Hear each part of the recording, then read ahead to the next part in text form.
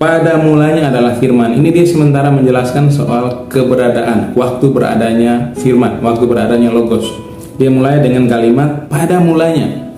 Kenapa dia nggak langsung menentukan, menulis dengan lebih tegas secara detail waktu beradanya logos, waktu beradanya firman?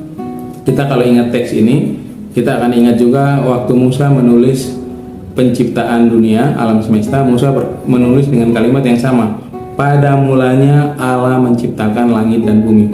Kenapa baik Musa maupun Yohanes tidak langsung menjelaskan waktu beradanya logos, waktu beradanya Allah, waktu beradanya firman? Kenapa? Karena manusia, Yohanes dan Musa termasuk kita, hidup di dalam waktu, sementara Allah itu hidup di dalam, Allah itu beradanya di dalam kekekalan.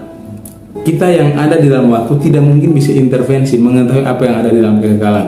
Tapi Allah yang di dalam kekekalan, itu dia tahu apa yang terjadi di dalam waktu. Bahkan dari kita lahir sampai kita mati, dia tahu seluruhnya. Karena waktu ada di dalam kekekalan. Jadi yang di dalam hidup di dalam waktu tidak akan bisa mengerti apa yang ada di dalam kekekalan.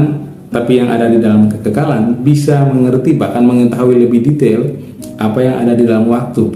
Itu sebabnya Yohanes menulis pada mulanya adalah firman. Waktu tepatnya tidak ditulis. Nah, tapi kalau kita lihat teks bahasa Inggris atau teks bahasa Yunani, dari teks Yunaninya kita akan mengerti sebenarnya maksudnya apa. Dalam teks bahasa Inggris, in the beginning was the word. Diterjemahkan dari teks Yunani NRK en hologos. Nah, kata was dalam bahasa Inggris yang diterjemahkan dalam bahasa Indonesia adalah, itu diterjemahkan dari kata en dalam bahasa Yunani yang juga adalah kata kerja. Sementara dalam teks bahasa Indonesia kita, kata adalah kata sifat. Itu predikat. Nah, jadi kita kesulitan untuk mengerti maksudnya, kecuali kita melihat langsung dari teks bahasa Yunaninya. Kata arke itu ditulis itu kata kerja dalam bentuk indikatif imperfect aktif. Apa maksudnya kalimat ini ditulis dalam kata kerja dalam bentuk indikatif imperatif aktif? Dia mau berkata bahwa pada mulanya itu dia menjelaskan pada mulanya itu sebagai bahwa logos atau firman itu dia sudah ada, dia sementara ada dan akan tetap ada.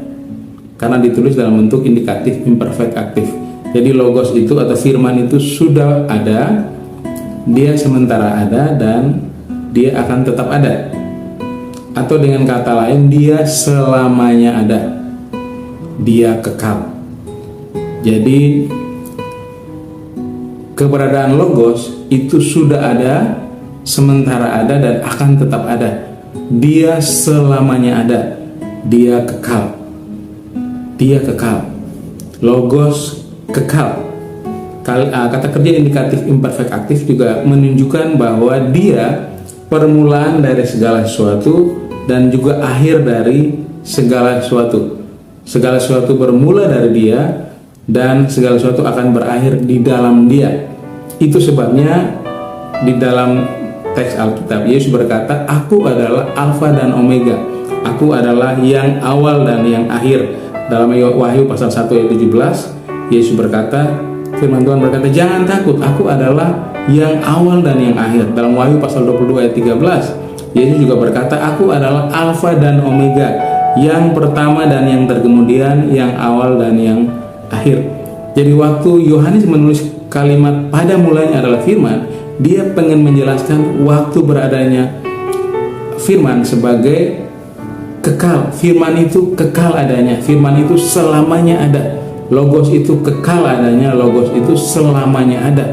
Yesus Kristus yang adalah firman yang menjadi manusia, dia kekal, dia selamanya ada. Dia sudah pernah ada, dia sementara ada dan akan tetap ada. Dia kekal, dia selamanya.